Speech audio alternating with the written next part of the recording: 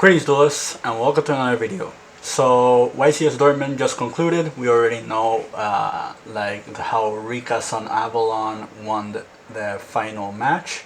I still wanted to commentate over it because as you guys already know, I am very familiar with the Vanquish Soul deck. It is a deck strategy I've been playing for a while now, and there were some plays that Lucas did that were a little bit questionable, and I feel like it's important to bring up the potential options, the potential strategies and things that could happen in this match that could have been a little bit different. That way, if you end up in a similar situation, you playing the Vanquish Soul strategy, it might help you in the long run. So the first thing I'm going to say is I have nothing against any of these players. I think both Lucas and Julius deserve to be in this finals. I think they both played phenomenally up until the finals. I think that being the first YCS top for both these players shows you just how knowledgeable of the game and how predicated towards the strategy of this format these players have done. They incorporated their main deck choice to be tackling choices and potential options that could happen in this format. And overall, I think this was a fantastic event. I think both these players deserve to be in this finals. That being said, there are some plays that I do want to commentate over, and some things that kind of tells you that how player knowledge could have been very integral to how this format is becoming and how this duel concluded. But without further ado, let's begin.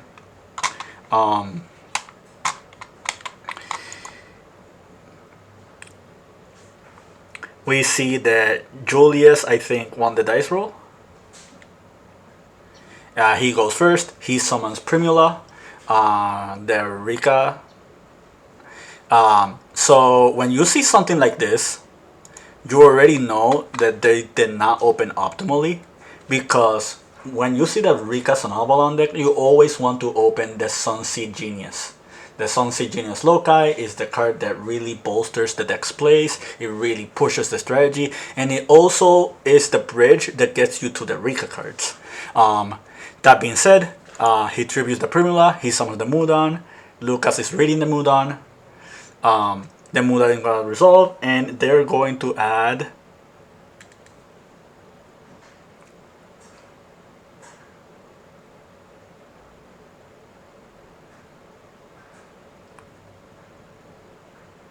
the Glamour.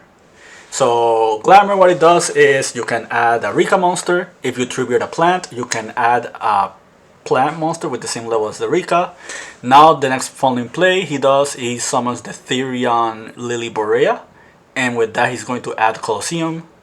Colosseum's effect is going to grab the Therion King Regulus, and basically he's just cycling through all his resources. He wants to make sure that the Regulus is intact for whatever plays he does after he resolves the Rikka Glamour. That being said, he goes, links them both, he summons Jasmine, and now the Therion King targets the Lily Borea, and Lucas chains DD Crow. So this is misplay number one. So for those unfamiliar, whenever a Therion monster attempts to be summoned, they only need to target the other Therion in the graveyard. That is the activation requirement. It doesn't need to equip on resolution in order for the summon to be successful. This is not a super known ruling. However, it is a ruling that you kind of need to know about if you are facing the Rikka deck. So Lucas, on hindsight, should have preemptively activated the DD Crow targeting the Lily Borea, because it was the only Therion monster in the graveyard, meaning they could prevented Julius from summoning the Therion King Regulus. Another play that could have been different, and I probably would have done that on my regard, is I would have held the DD Crow until another pivotal play that Julius does is relevant, and that will force him to use the Therion King if he has to do so. That being said, we are going to proceed. They're confirming the ruling. Julius talked it over with the judges, and he's going to proceed. He's going to activate the Rikka Glamour. With the Glamour, he adds the Rikka Princess. Rikka Princess can special summon herself if you're locked into plants if you have her on the board. Now he's using the Jasmine's effect, tributing the Rikka Princess. And he summons Longfire Blossom. Longfire Blossom tributes the Jasmine. And now he's going to summon the Sunseed Genius. And this is where the Sunavalon plays start resolving. Now he's going to get a plethora of advantage. The tree is going to get the Sowing. The Sowing is going to summon the Twin once they finish elaborating.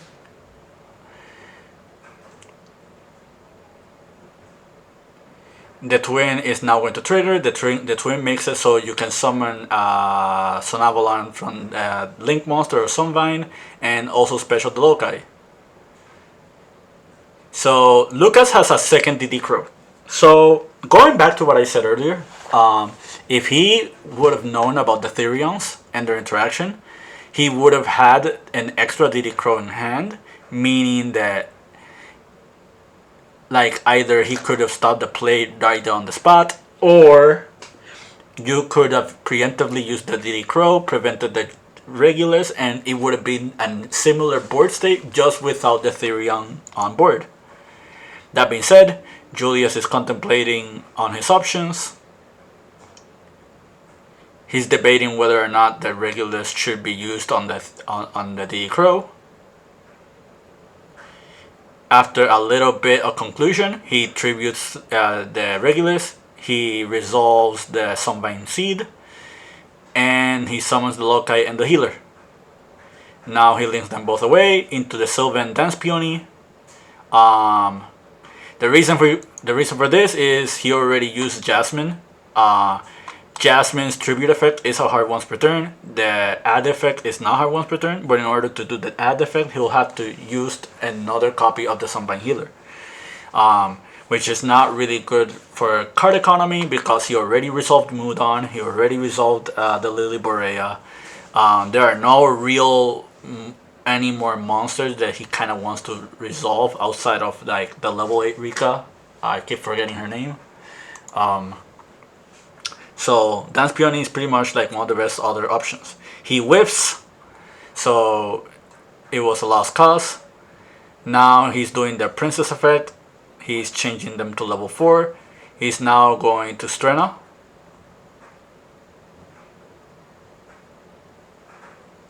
And the Strena is going to target the graveyard. And he's probably going to target the Glamour. That is like the only Rikka card worth like picking up. He already used the Princess this turn. He's targeting the Glamour. And Lucas lets it go through. He now Julius summons Melias. And Melias is targeting the Sunseed. And he had Ghost Bell. So this goes back to what we stated earlier. Like the DD Crow could have been held and it could have been usable in this scenario. And now you don't have the situation where he needed to waste a third hand trap. That being said, Julius is contemplating whether or not to use the Rikka Princess because he does have her on the grave and he does control a Rikka monster. He opts to do that effect, so he tributes the Rikka Queen.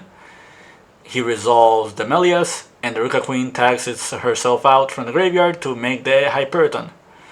He then summons Bengal Lancer. He activates Thrust. He's using the Hyperiton effect to equip talents because he activated a spell card, and he says Feather Duster. So now play goes back to Lucas. Lucas draws for turn. We know that he has the Feather, he knows he has the Hyperiton, and we know he has the Bengal Lancer. He summons Fenrir. Fenrir is a really strong card to be summoned because now he's either too forced to use Hyperiton or his set card, which indeed was Forbidden Droplet. So that's really strong because he still has 2 interruptions and Lucas is on 2 cards. So like this pretty much just end of the duel. There's no real card that Lucas can play that really could try to like swing the game. He does have Sticker Soul, but he's got contested with Hyperiton. So Now we're going to go to game number 2.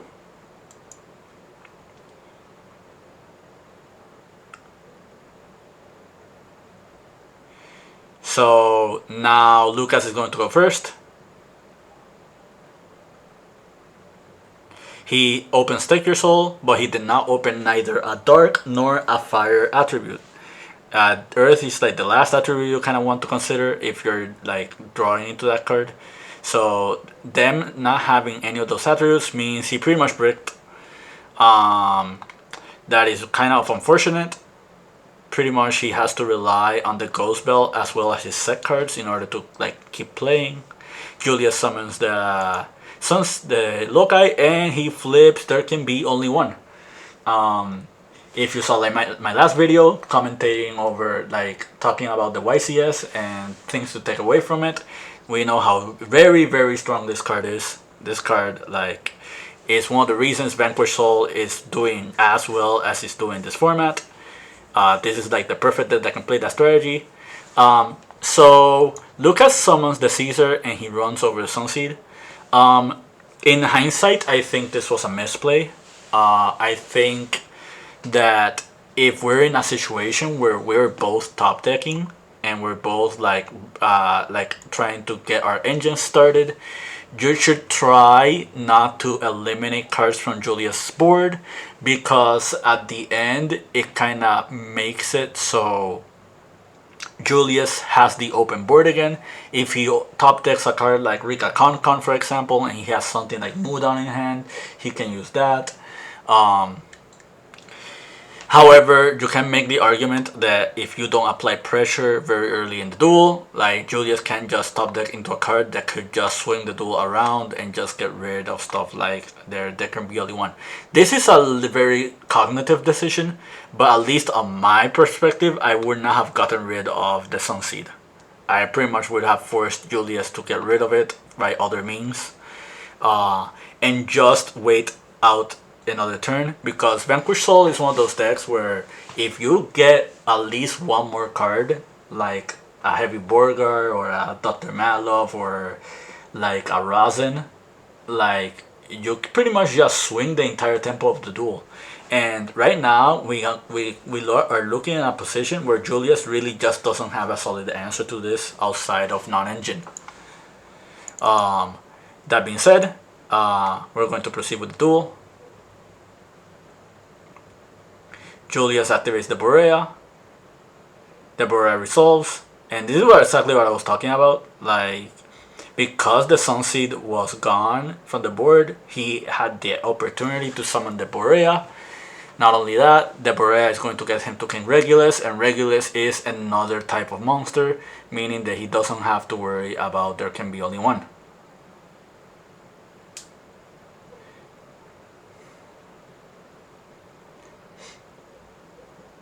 So Julius is looking at Caesar, he's contemplating on his plays, and I'm unsure when this Book of Moon was flipped. I pretty much think that if this was done outside of the main phase, it wasn't like the best idea, because if you enter if you force Julius to enter the battle phase and he declares the attack, you're pretty much forcing him to either tribute and like having his Regulus crashed into the Caesar because it will lose his attack, or have the Regulus just be set altogether. So it is unsure when this was happening. That being said, Julius is going to like resolve, and I can tell this was not on the battle phase. Otherwise, it would have been on the position that I mentioned earlier. He would have had no monsters on board. So that being said, play goes back to Lucas, and now Lucas activates Prosperity.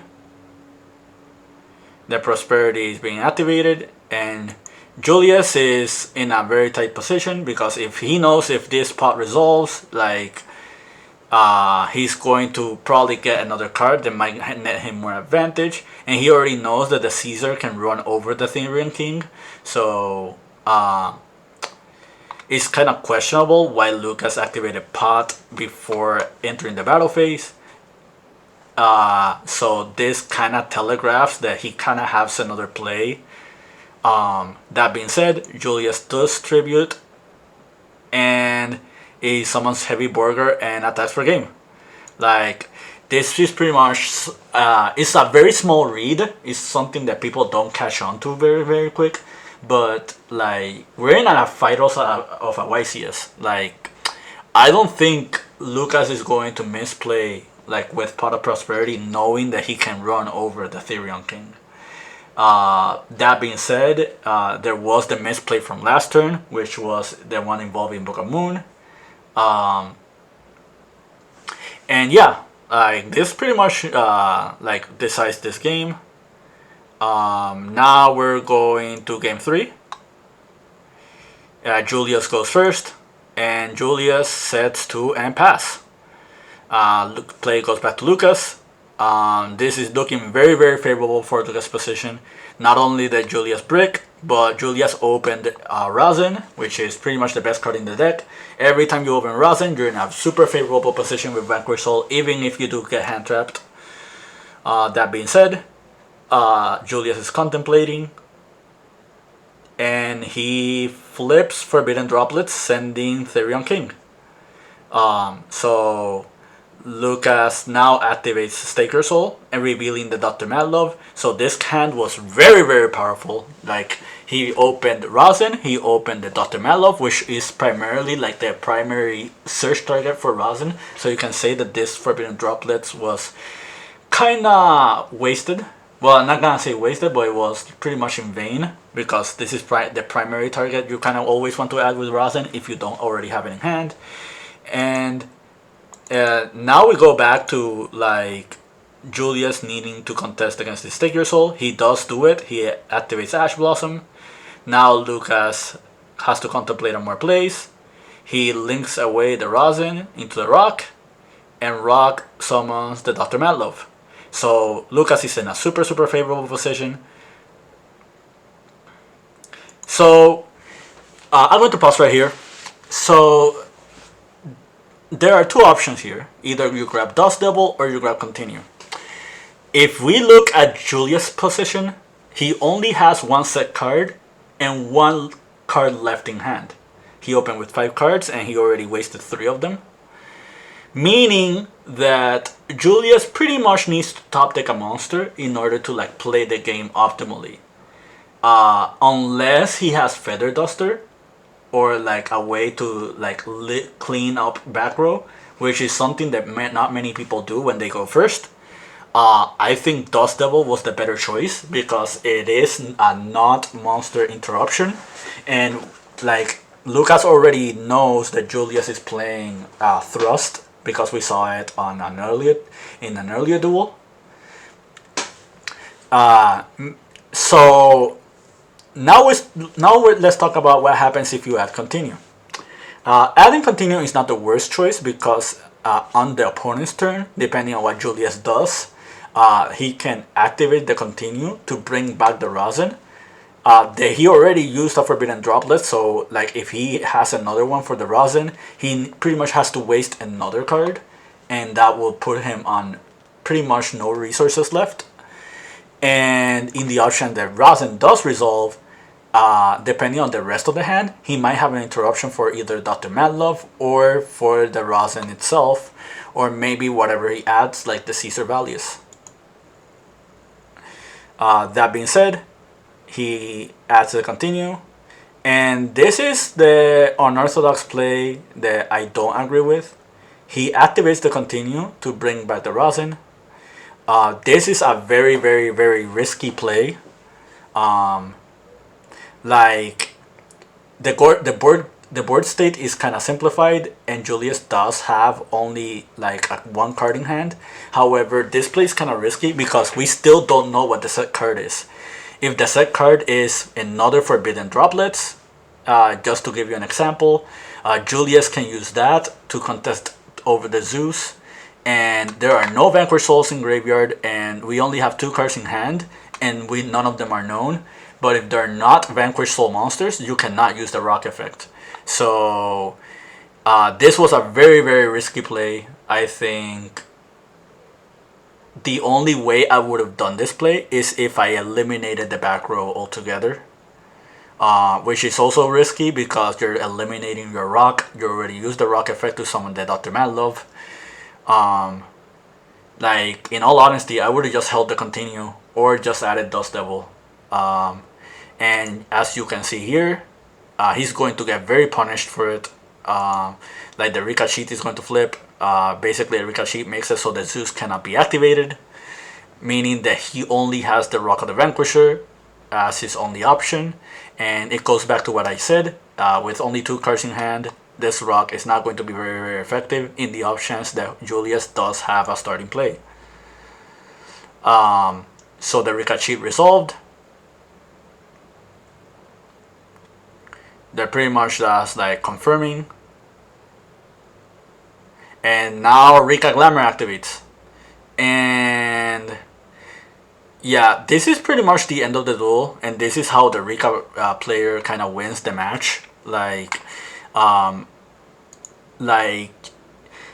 again, nothing against Lucas. I think he really did play phenomenally up until this point. However, those crucial misplays on game 1 and on game 3 kind of goes to show you that this game could have been won on Lucas' favor if he did see the plays. Like, this is basically to teach you guys like how player knowledge and like understanding the game state kind of does help with this duel. And this game could have been won on Lucas' favor. Again, like, much respect to them both. They both are really good duelists. But now you saw the conclusion of this duel, and if you're a Vanquish Soul player and you're on Lucas's position and you end up in a board state similar to this one, now at least you know what to do on that regard. I think overall, I think Luca is still very happy with his success. Like, even making it to the finals is already a win, like, in my book. But yeah, I kind of just wanted to comment over this duel. I think like this duel was kind of important for people that like play this game. It's important for Vanquish Soul players because, you know, I am very vocal when it comes to this deck. It is the deck I've been playing leading the most for this like format. And yeah, that's pretty much it. Stay tuned, more videos coming soon. Keep practicing and keep dueling.